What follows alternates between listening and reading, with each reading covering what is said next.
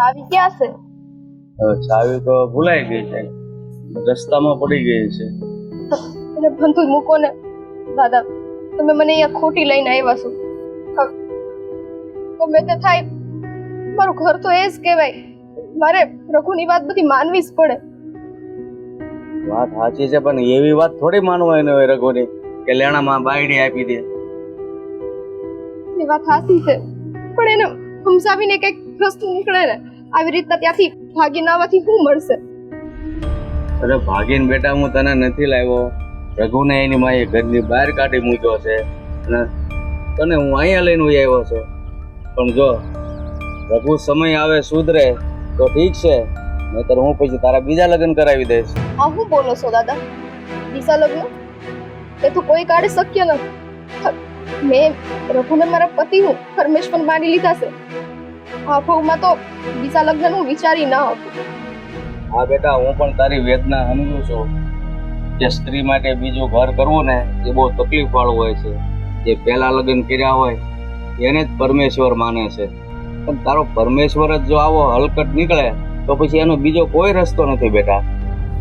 જો દાદા, એ ગમે એવા હોય, મારા ધણી છે અને હા અત્યારે ઈ રસ્તો ભૂલી ગયા છે, પણ મને વિશ્વાસ છે કે એક દિવસ ઈ સાચા માર્ગે જરૂર આવશે. પણ આપણે થોડુંક ખમવાની જરૂર છે. જો ઉતાવળા આપણે આવી રીતના પગલા ભરવા માંડશું ને તો નો થવાની થાય. એટલે થોડો ટાઈમ ખમી જાવ ને. હા બેટા, થોડો ટાઈમ ખમી જાય, વરસ 2 વર્ષ, જો એ ન સુધરે તો પછી આખી જિંદગી હું તને મારા ઘરે કઈ રીતે આ જવાન છોકરીને રાખી શકું બેટા? સો દાદા, હા રઘુ જેવા હોય એવા. મારી સાસનો સ્વભાવ તમને ખબર છે ને, મને દીકરી જેમ હાચવે છે. એને ખબર પડે કે મેં બીજા લગ્ન કર્યા તો એની ઉપર હું વીતશે. ગમે તે થાય, હું ઈ ઘરમાં રહીને મારી સાસની સેવા કરીશ. હું બીજા લગ્ન તો નહીં જ કરું. હું સમજુ છું બેટા, પણ તું કે આખી જિંદગી વાટ જોઈશ નહીં સુધરે તો? હા જોઈશ. મને એટલો ભરોસો છે ને કે થોડા સમયમાં જ સુધરી જાય. જોઈ લેજો. કેમ કે જ્યારે માણસ બાજુમાં હોય ને ત્યારે એની કદર નથી થતી, પણ જ્યારે એ માણસ આંખોથી અડગું થઈ જાય ને ત્યારે જે માણસની કદર થાય છે. હા બેટા, એની ઘરની બહાર કાઢી મૂક્યો પોતાના દીકરો. એટલી મજબૂરી એ માં બની છે કે પોતાના દીકરાને હાથે કરીને જાકારો દેવો પડ્યો છે. હાવ હલકટ વિચારનો છે એ આદમી. અને તું પાછી એમ કે છે કે સુધરશે. હવે બાયડીને એ દાવ ઉપર લગાડવા બેઠો હોય, એ માણસ સુધરે એવું લાગે છે તને ક્યારે ભવિષ્યમાં? કીધું ને મેં તમને કે જ્યારે છે ને સબક મળે ને ત્યારે હારા સુધરી જાય છે. એક ને એક દિવસ એવો જરૂર આવશે કે એ સુધરશે. બસ હવે મને ઈ ઘડીની જ રાહ છે ક્યારે એ સુધરે. સારું બેટા, જેવો તારો વિચાર, પણ હવે કામ કર. ચાવી વાળાને બોલાય આવો ને તોડાઈ નાખો એવું લાગે તો. હું મિસ્ત્રીને બોલાવી આવું ને તું થોડીક રાહ જોજે. પણ મને બીક લાગે છે બેટા, અહીંયા તને રેડી મૂકીને જવું ને, જો ઓલો રઘુડોને ખબર પડી ને કે એના દાદા લઈ ગયા છે અને હું જઈશ મિસ્ત્રી પાસે અને ઈ અહીંયા આવીને તને લઈ જાય તોય ખોટું થાય. નહીં આવે દાદા, એમ તો ઈ અહીંયા આવતી પોસે એમ નથી. તમે જાઓ, લઈ આવો, હું યાર રાહ જોઉં. ના, હારી ચાલ, મિસ્ત્રીના ઘરે જઈએ, મારે તને રેડી નથી મૂકવી. બરાબર? હાલ.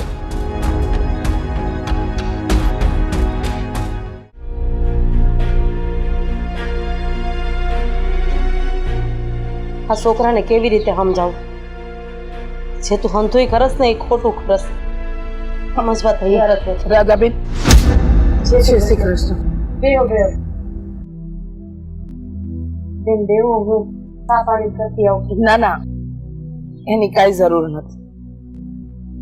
આજે તો હું મારા કામથી તમારા આંગણે આવીશું. જો જેટલો ઠપકો દેવો હોય એટલો દઈ દો. ઠપકાથી મને આદત પડી ગઈ છે, કારણ કે મારા દીકરાની ભૂલ છે તો હવે ભોગવવી તો પડશે ને. હું એની વતી જેટલી માફી માંગુ એટલી ઓછી છે. ના, પણ મારા દીકરાને આ બાબતની અત્યારે ખબર નહીં પડે, કારણ કે ભગવાને એને બેન નથી દીધી ને એટલે. તમારી હંધી વાત સાચી. મારો દીકરો અત્યારે જે કરવા બેઠો છે ને એ તો હેવાન માણસ કરતા પહેલા 100 વાર વિચાર કરે. તમને ખબર છે, તમારા છોકરાએ જે માંગણી કરી છે ને એ માંગણી મારો દીકરો પૂરી કરવાની વાત કરે છે. હા હું બોલો છો તમે? હા રાધાબેન, વિચાર્યું નહોતું કે મારો દીકરો આ હદ સુધી પહોંચી જાય. તમને ખબર છે,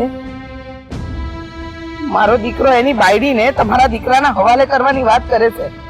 હા હંધુ હું થવા બેઠું છે ને મને ઈ સમજ નથી પડતી. હા શું કહું ને તો મારા ઘરેણા છે ને હંધાઈ મારા દીકરા પાસે પડ્યા છે. તે તારી ઘરેણા હું તમને આપી દેતા ને અને તેને હું આ તમારું દેણું ભરી દેત. ના રાધાબેન, આ શું કહું ને તો તમારી અને મારી કિસ્મત એક જેવી તો ખરી. અમારો દીકરો હેવાન પાક્યો ને મારો પોતાની બાયડીને વેચવા ઉભો થયો છે અને તમારો દીકરો ઈશાની બાયડીને ખરીદવા. અરે માણાને હું ખરીદી શકે? અને એક સ્ત્રીની ઇજ્જત એ એનું આબરૂ જ છે, એનું ઘરેણું છે. ઈ સાચી વાત છે. અરે સ્ત્રીની ઇજ્જત એક પુરુષને કરવી જોઈએ, હર હંમેશ કરવી જોઈએ. કારણ કે એ મોતના મોઢામાં જઈને આને જન્મ આપે છે. પણ આજે મારો અને તમારો દીકરો બે બાયુ માણાની ઇજ્જત ભૂલી ગયા છે. બસ ખાલી પૈસો મારો પરમેશ્વર ને હું પૈસાનો દાસ. આમ જોવા જાય તો આમ ખોટું છે પણ આપણા હાથની વાત નથી. તમે જોયો, હું જરાય ચિંતા નહીં કરતા. મારા દીકરાની વહુ કદાચ અહીંયા લઈ આવશે ને તો હું એને મારી દીકરી કરતા વિશેષ રાખે અને બને ત્યાં લગી એવો દિવસ જ હું નહીં આવવા દઉં કે એને અહીંયા લઈને આવે. તમે મારી વાત ઉપર પૂરો ભરોસો રાખજો બેન. રાધાબેન, હું તમને એ જ જણાવવા આવી છું કે મેં મારી વહુને એના પિયર વડાવી દીધી છે. કારણ કે મારો દીકરો રઘુ એને આજે તમારા દીકરા પાસે લઈને જતો હતો અને મને ખબર છે કે એ હદ સુધી જોયો જાય કે એની બાયડીને આપવી પડશે ને તમારા દીકરાના હવાલે તો એને ફરક નહીં પડે, એના પેટનું પાણી નહીં હલે. અને મારે એ દિવસ નથી જોવો.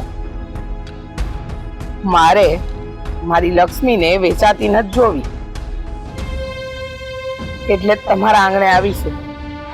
હું તમારી શું મદદ કરી શકું? તમે જે કહેવો એ કરવા તૈયાર છું. બસ તમારે મારી કોઈ મદદ નથી કરવાની, ખાલી હું કહું એટલું જ કરવાનું છે. અમારા જમીનના કાગળિયા હંધી જમીન તમારા નામે કરી દીધી છે. પણ બેન 20 વીઘા જમીન છે તમારી પાસે. હા. અને ઈ તો તમારી જિંદગીનો આધાર છે. એના ઉપર તો તમે જીવો છો અને આમને આપી દેવો તો તમે શું કરશો? મેં બધો જ વિચાર કરી લીધો છે. મારા દીકરાને મેં લાડકોડથી ઉછેર્યો, મોટો કર્યો, સંસ્કારનું સિંચન કર્યું. પણ ન જાણે નારાયણ કે એને આવી હેવાનિયત ક્યાંથી આવી. અને તમે કહ્યું એમ 20 વીઘા આપી દઈ ને તો કાંઈ વાંધો નહીં, પણ ઘરની ઇજ્જત તો બચી જાય ને. મારી વહુ ઉપર તમારો દીકરો ખોટી નજર તો નહીં કરે ને. ઇજ્જતથી મોટું કાંઈ નથી. અને આમ પણ હું હવે આ ગામ છોડી, મારું ઘર છોડી, આ હંધુય મેલીને મારા ભાઈના ઘરે જાઉં છું.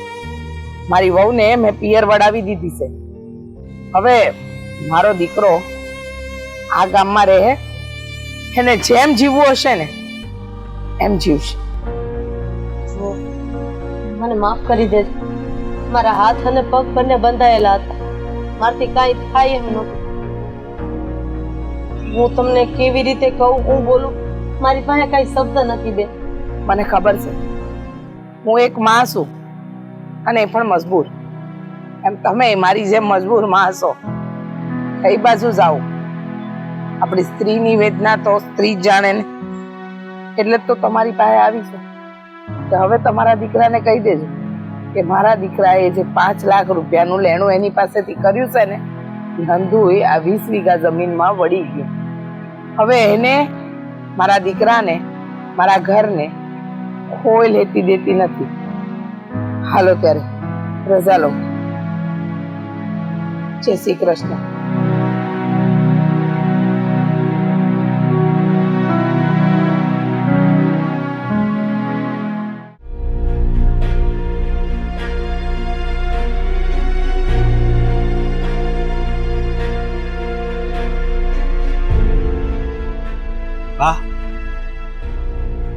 કેમ પેલો હાથમાં લીધો છે? સારું કર્યું હું અહીં આવી ગયો. એટલે આ ઘરની સાવી. ઘરની સામે તમે બહાર ગામ જાવ છો? હા, હવેથી હું આ ઘર છોડીને જાઉં છું. હું આ ઘર, આ ગામ હંધુય મેલીને જાઉં છું. આ ઘરે મુબારક, આ ગામે મુબારક, અને તને તારી જિંદગી મુબારક. પણ કેમ? બેટા તું વિચાર તો કર. તે લેણું કર્યું હોય, જુલમ અમારી પર, ત્રાસ અમારી પર, કારણ કે લેણું તે કર્યું ને. હવે જિંદગી અમારે જીવવી ન જીવવી શું કરવી કઈ નક્કી જ નહીં. અને રહી વાત તારી બાયડી, જેને તે જાગીર સમજી હતી ને, આ તારી પ્રોપર્ટી સમજી હતી બેટા, મિલકત. અને એમ હતું કે એને તું વેચી દઈ, એના બદલે અને મન ફાવે ઈ કરી. પણ ઈ તારી ગુલામ તો નહોતી ને, એને મેં એના દાદાના ઘરે વળાવી દીધી છે. પણ કેમ? હા, એ હવે એના દાદાના ઘરે રહે અને હું તારા મામાના એટલે કે મારા ભાઈના ઘરે રહી. હવે મને આ ઘરમાં રહેવામાં કોઈ જ રસ નથી, કારણ કે બેટા તે હેવાનેતની હંધી હદ વટાવી નાખી. હવે તું રે, તું રાજા એકલો રે, ના બાયડી, ના માં, ના હગાવાલા, ના કોઈ. અને મેં રાધાબેન ને મળી ને જમીનના હંધાઈ કાગળિયા એમના નામે કરી દીધા છે. ઈ જમીન આજથી એમની જે આપણી હતી. હવે તારે જેમ તારી જિંદગી જીવી હોય ને તું જીવી શકે છે. મને જરાય ચિંતા નથી, મને જરાય કાંઈ વાંધો નથી. હા, મારી ભૂલ થઈ ગઈ. હા, મગજમાં શું કરી ગયું તું ને મને કાંઈ ખબર ન પડી. હા, વાડી કરતા મને બાયડીને કાઢવાની વધારે ઈચ્છા થઈ, એટલે મારી ભૂલ થઈ ગઈ હતી. મને માફ કરી દે. તારી ભૂલ તો અમને હંધાઈને ભારે પડી છે.